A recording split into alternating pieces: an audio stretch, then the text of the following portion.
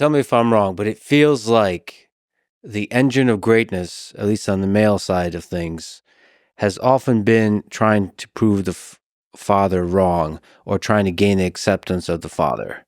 So that tension where the parent is not encouraging, like you mentioned, but is basically saying, no, you won't be able to do this. So my observation as a psychologist has been that it's very, very difficult for someone to get their act together unless they have at least one figure in their life that's encouraging and shows them the pathway forward.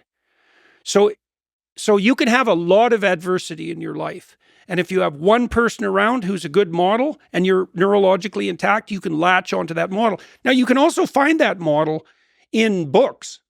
And people do that sometimes. Like I've interviewed people who had pretty fragmented childhoods who turned to books and found the pattern that guided them in, like, let's say, the adventures of the heroes of the past, because that's a good way of thinking about it. And I read a book called Angela's Ashes that was written by an Irish author, Frank McCourt. It's a fantastic book, beautiful book.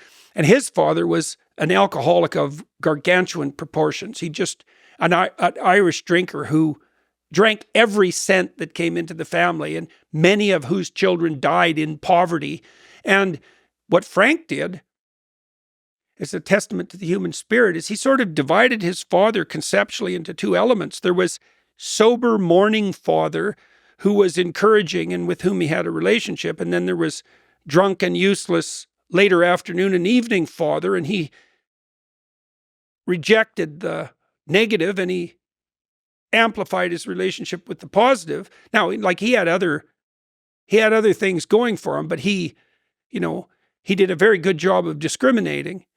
And I mean, partly the question that you're raising is, to what degree is it useful to have a beneficial adversary?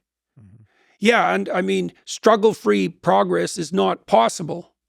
And I think there are situations under which where, you might be motivated to prove someone in your immediate circle wrong. But then that also implies that at some level, for some reason, you actually care about their judgment. You just didn't write them off completely. Well, I mean, that's why I say there's an archetype of a young man trying to gain the approval of his father. Mm-hmm. And I think that repeats itself in a bunch of biographies that I've read.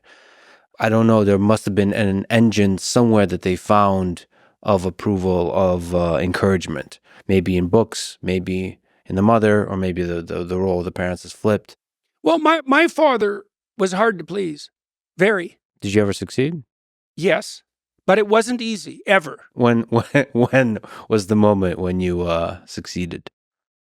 Pretty late. Like 40, maybe later. Was it gradual or a definitive moment when a shift happened? My father was always willing to approve of the things I did that were good, although he was not effusive by any stretch of the imagination, and the standards were very high.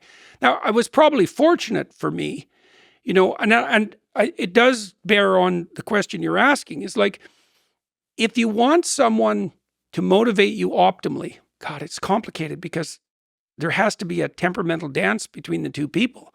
Like, what you really want is for someone to apply the highest possible standards to you that you're capable of reaching, right? And that's a vicious dance, because you have to have a relationship with your child to do that properly.